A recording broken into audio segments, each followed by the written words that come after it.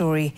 Meanwhile, it has now emerged that the abduction of a 13-year-old girl in Yatya village was as a result of domestic dispute and not banditry, as earlier claimed.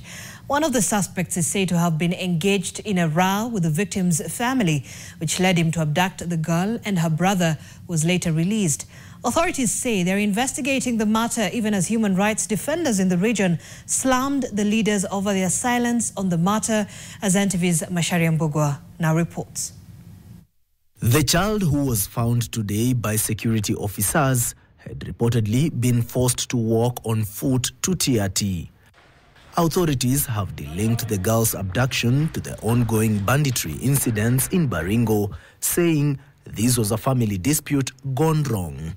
This is a sort of a family issue between families, which led to abduction of the girl. But we are now, after this, we are following up to ensure that the necessary steps are taken, and if there was any offense committed, then the law will take its course. One of the suspects was identified as a resident of Yatya and a son-in-law to the girl's neighbors. A dispute arose when his wife decided to leave him and return to her home in Yatya village. And after efforts to reconcile and take his family back to Yatya turned futile, the man left after a disagreement with the father-in-law, picking the unsuspecting grade 7 pupil who was preparing a meal for her siblings. She was abducted alongside her brother, whom was later released on the way.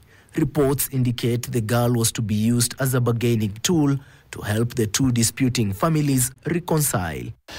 Tutaleta wazee pamoja kutoka pande ya Yatya na kutoka pande ya Baringo North, ili kama kuna jambo lolote ambalo liliweza kusababisha kwa hii kitendo kufanyika, liweze kusuluhishwa kwa njia ya amani, kwa njia ya utaratibu. Hiyo haiwezekani.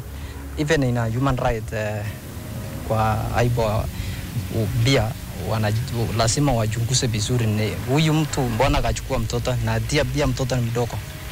Unaona? Na bado ni mtoto wa shule. Baada ya kwenda the government. So suppose washughulikie na achukuliwe hatua kali. Residents and civil rights groups from the region have come out criticizing the silence witnessed from area leaders after reports of the kidnap of the 13-year-old pupil. A child can disappear for 72 hours and the leadership of this county have chosen to go silent. None of them have spoken about it. Why? Probably because she's a child of a nobody. Sorry that this thing has to affect the who is who so that everybody can talk about it. This child is a very young girl. We can only imagine as women vile kitu kama sexual abuse in such a girl. She's so young. So I'm calling upon that women leaders in Baringo to rally upon that case. We work together. Mbugua, NTV. And now the evening